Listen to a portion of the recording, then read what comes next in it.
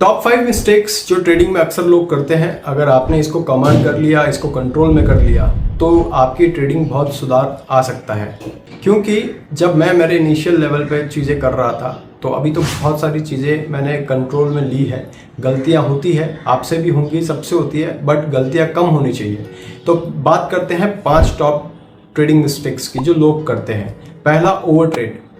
Over trading, हर छोटी छोटी move को पकड़ने की कोशिश करना, जिसके कारण मैक्सिमम ट्रेड्स वो लोग कर लेते हैं जो कि रूल्स के अगेंस्ट होता है। और ओवर ट्रेडिंग के कारण ज़्यादा लॉसेस होने के चांसेस बढ़ते हैं। प्लस ब्रोकरेज बहुत ज़्यादा पे करना पड़ता है।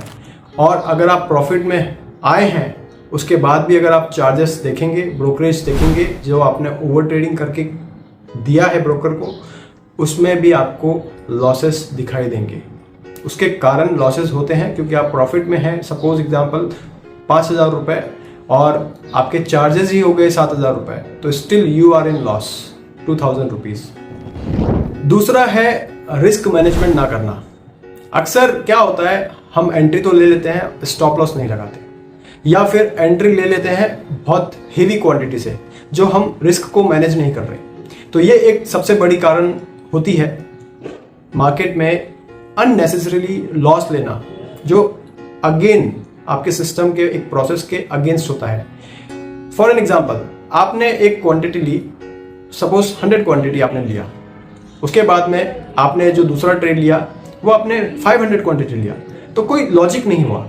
100 क्वांटिटी में आपने लॉस लिया 100 रुपए का, और 500 क्वांटिटी में आपने लॉस लिया 500 रुपए का। ठीक है, अब आप देखो, अगर आपको 100 क्वांटिटी में प्रॉफिट भी होता तो आपका 1:2 या 3 के हिसाब से 200 या 300 रुपए का आपका फायदा होता, लेकिन 500 क्वांटिटी में आपका 500 का नुकसान हुआ, राइट। तो इस तरीके से आप अगर एक बार सही भी थे तो भी आप गलत रहे।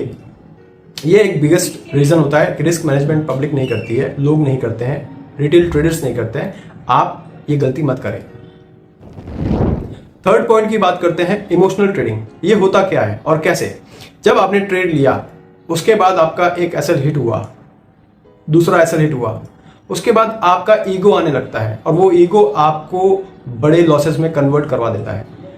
ग्रीड, गुस्सा, revenge, back to back trades, तो इसको अवॉइड करना बहुत ज़्यादा ज़रूरी है। और फिर इमोशनल में आप क्या करते हैं, आप सेटअप वगैरह सब भूल जाते हैं, आप रैंडम एंट्री स्टार्ट कर देते हैं, और रैंडम चीज़ों का कोई भी रिजल्ट रैंडम ही आएगा, सिस्टमेटिक नहीं होता। आप प्लान को छोड़ देते हैं, प्लान मिस कर देते हैं, प्लान को फॉलो नहीं करते, वो इमोशनल रेवेंज में आप रहते हैं। ये एक बहुत बड़ा कारण होता है। अगर फॉर एग्जांपल, अगर आपके 2 एसएल्स आपने प्लान किए या 3 एसएल्स आपने प्लान किए, आपने रिस्क मैनेजमेंट प्लान किया, अगर आपका वो लिमिट टच हो गया है, stop trading for the day.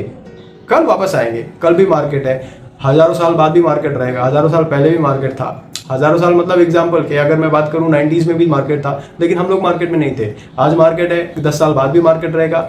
अगर आपको टिकना है इस गेम में, तो इसको कंट्रोल करना बहुत जरूरी है।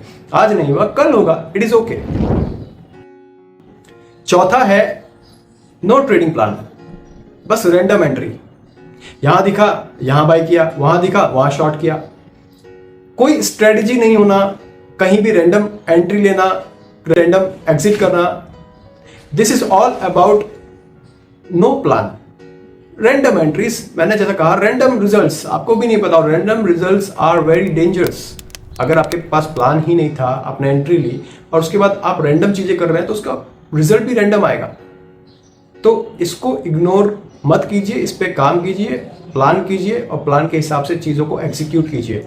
स्ट्रेटजी के साथ रूल्स बनाइए कि ये स्ट्रेटजी मैं फॉलो करूंगा, ये मेरे रूल्स है, तभी आपको कंसिस्टेंसी पॉसिबल नजर आ सकती है, और पॉसिबल है नजर आने का आपके ट्रेडिंग में। 5वां पॉइंट है न्यूज और टिप्स के भरोसे चलना।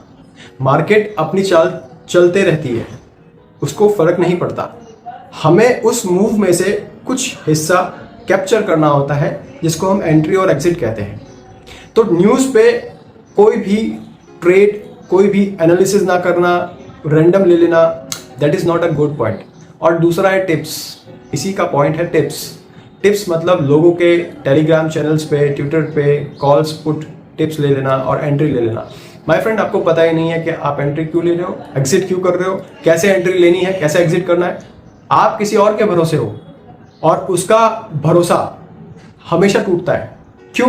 क्योंकि वो आपको सेल देगा, दूसरे को टिप में बाय देगा, दोनों में से एक सही होगा, आपको लगेगा अरे वाह, बट रियली में एट द एंड आप लॉस में ही रहेंगे। क्योंकि कोई भी काम जब हम करते हैं तो हमें पता होना चाहिए कि हम एंट्री क्यों कर रहे हैं, एग्जिट क्यों कर रहे हैं, सीधी सी बात है ना। तो ये एक इंपॉर्टेंट है, किसी भी न्यूज़ और टिप्स में मत जाओ आप, सिंपल चार्ट देखो, चार्ट को फॉलो करो, चार्ट बडीज को सब्सक्राइब करो। मैं आपको समझा रहा हूँ, और भी लोग हैं समझा रहे हैं, चार्ट कैसे देखते हैं अंडरस्टैंड करो, प्राइस एक्शन सीखो। बहुत ज़्यादा चीज़ें सीखने की ज़रूरत नहीं है, सिंपल एक प्राइस एक्शन आप सीखो, चार्ट्स पे प्राइस सब बताता है, पेशेंस रखो, उसके साथ आप ट्रेड करो, अवॉइड न्यूज़ और टिप्स। एनालिसिस पे ध्यान दो, आपके एनालिसिस के हिसाब से आप एंट्री और एग्जिट प्लान करो। मार्केट एनालिसिस पे चलता है, मार्केट मूव है, करता है अप एंड डाउन, वो चलता रहता है, उसका स्ट्रक्चर है। हमें अपना एनालिसिस करके प्लान के हिसाब से एग्जीक्यूशन करना होता है। Execution is very very important. इसीलिए ये टिप्स, न्यूज़, इन सबको आराम से मैनिपुलेशन किया जा सकता है और लोग करते हैं और लोग वहीं फंसते हैं। इग्नोर करें, अपने प्लान के हिसाब से करें, अपने एनालिसिस के हिसाब से करें, रिस्क मैनेजमेंट के हिसाब से करें, और प्रॉपर रिस्क कितना आप दिन का ले रहे हैं, कितना आप पर ट्रेड ले रहे हैं, ट्रेड को मैनेज करें। अगर आपने चार्ट बडीज को सब्सक्राइब नहीं किया है तो सब्सक्राइब जरूर कर ले, लाइक करना ना भूलें। Thanks for watching.